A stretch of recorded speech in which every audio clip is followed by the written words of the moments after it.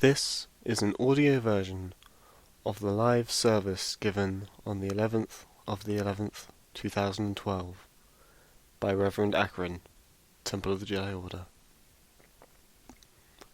A Humble History.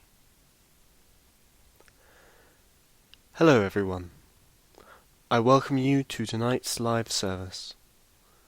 Today, as I would imagine most here know, is Armistice Day, which is also known as Remembrance Day, Poppy Day, and in America as Veterans Day.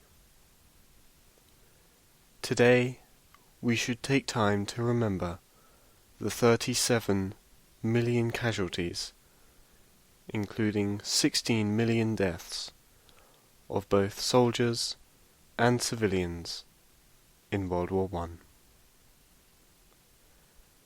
The reasons behind World War I are many and varied.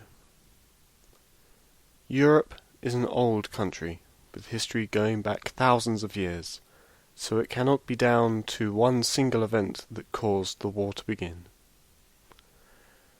Of course, there was the assassination of Austrian Archduke Franz Ferdinand and his wife, but that was just the spark that began it all. The causes were many. That event just pushed it all a little too far over the edge. What happened afterwards, of course, is well known. The question I ask is, was it worth it? Was the war really worth it in the end? The lives of tens of millions of people were not only ended, but irreparably ruined, in many cases, for the rest of their lives. Was it really worth it? I want today to send out a message of humility. If those involved in the commencement of World War I had greater humility, do you think this might still have happened? Of course, the casualties were greater than what was normally had, in part due to the simple ignorance and stupidity in military tactics. In the British comedy TV show Blackadder Goes Forth, Blackadder was discussing battle plans with General Melchett. Blackadder said this: would this brilliant plan involve us climbing out of our trenches and walking very slowly towards the enemy, sir? A plan General Melchett later described as the last thing they'll be suspecting. But let's think for a moment. Even if this dreadful stupidity didn't take place, was it still worth it? Our allies were under attack, and so we had to help defend them. But did that justify it all? If we refused to help them, then we would have betrayed them. Maybe there are long-term consequences of such actions. But who knows? What I do know is that through a various set of agreements and competitive stances, over 37 million people suffered. Sometimes we can get too caught up on what we think is important in our lives, and we can very often be wrong. Sometimes I think, even if we have been certain beforehand that we should reconsider our actions.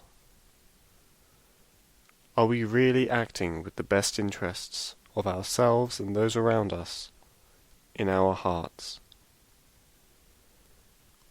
I think that sometimes a little personal sacrifice can prevent a vast amount of damage. That might be in the form of letting go of our stubbornness, our arrogance, our self-righteousness, and our self-importance.